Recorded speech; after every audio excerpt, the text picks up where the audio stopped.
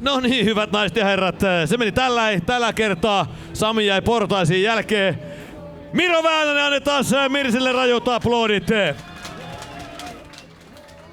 Kerros nyt konttoripäällikkö, mitä siellä Oulussa oikein tapahtui, kun sieltä maalin takaa kaveri pistää Danielille sille, että Dani ihmettelee, että oho, mustahan tuli maalintekijä.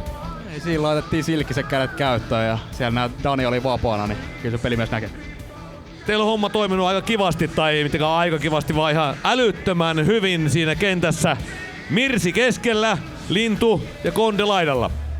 No joo, siinä on meillä perustuu kovan duuniin se meidän kentän homma, että sitä kautta me saadaan riistettyä kiekkoja ja painetta vasta ja päätyä, että se on meidän ykkösduuni.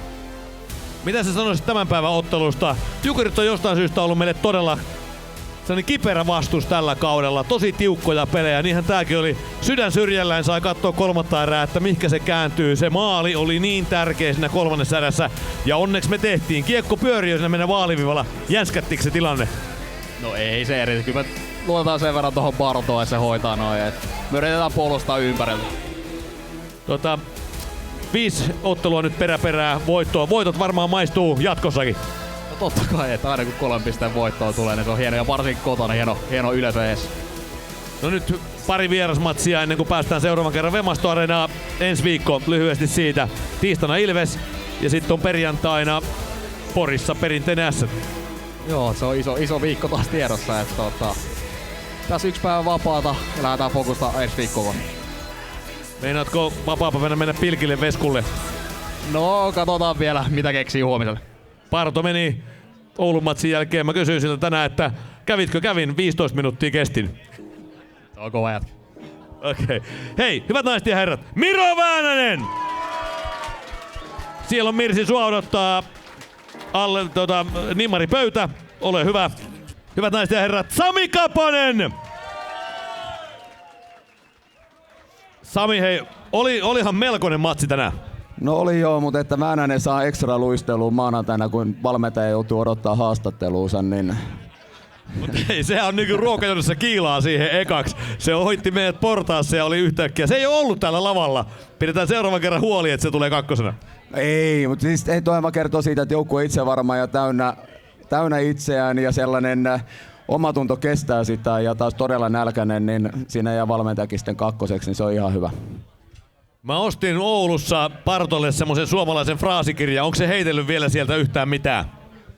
Mä en ole vielä kuullut, mutta mä en epäile, etteikö niitä ala tulemaan. Et Parto on aika hyvä, erittäin hyvä kielipää, oppii nopeasti ja siinä on se paha puoli, että se tietää, miten niitä käyttää myös silleen vähän niin kuin vinoilleen ja piikitellen. Et se etsii ensimmäisenä sen kulman. Nimenomaan heti ensimmäisenä selaili sitä kirjaa. Tapsa oli mun vieressä, niin se sanoi tälleen, että Tapsa, päätä 3. jalkana tänne. Aika hyvin se sitä niinku lausuu kuitenkin, yllättävän hyvin tsekeiksi. Hei, tää oli Sami kiperä ilta, selvittiin voittajina. No tää oli aika odotetun kaltainen, että kyllä me niinku tiedostettiin, että tää on kummallekin joukkueelle todella tärkeä ottelu ja isot pisteet kyseessä ja 2 työtelijästä joukkuetta, uhrautuvaa, kamppailevaa joukkuetta ja se, että me tiedostettiin, että Jukurit niin pystyy olemaan erittäin aggressiivinen, aktiivinen joukkue, mutta taas hetkittäin niin todella passiivinen ja sietää sitä niin kuin puolustuspeliä ja että he ei pääse hyökkäämään. Niin kyllä meillä oli tänään niin kuin vaikeuksia, mutta että meidän uskoon me tietyllä tavalla niin kuin koeteltiin, että tuossa oli niin kuin ne vaikeat jaksot ja tuossa tuntuu, että 3. erän puolivälin jälkeen niin me oltiin aika sillassa siinä se 5 minuuttia ja käytiin videotarkastusta tekemässä, mutta siinä oli aika levollinen olo, että kyllä me niin kuin aika nopeasti nähtiin se niin kuin videolta, että mun mielestä se kiekko ei käy maalissa. Ja nyt on pakko sanoa, mä sanoin nyt tuossa lehdistötilaisuudessa, että mä en tiedä miksi joukkueen ulkopuolelta viime aikoina tullut todella paljon niin kuin kyselyä ja mulle on laitettu viestiä kaiken maailman sosiaalisen medissä ja näin, ja meidän ylivoimapelin perään kyselty, ja me ollaan viimeiset 20 peliä oltu liigan 4. paras ylivoima. Se on pelannut todella hyvin viime aikoina. Tänään 4 ylivoimaa, viimeisellä maali, voittomaali, teki meille ison eron ja näin. Please, antakaa meidän ylivoimalle työrauha, ne tekee todella hyvää työtä. Vellu on tehnyt valmentajana erittäin hyvää työtä siinä, niin he tekee kyllä kaikkensa. Menestyvä joukkue tarvitsee syömähampaan. Stapeli, Ropo Karvinen, Aidan Dudas, hei uskomatonta työtä 6 viimeiseen peliin aina niillä 8 pinnaa. Mies on löytänyt juonikkuuden tekemiseen.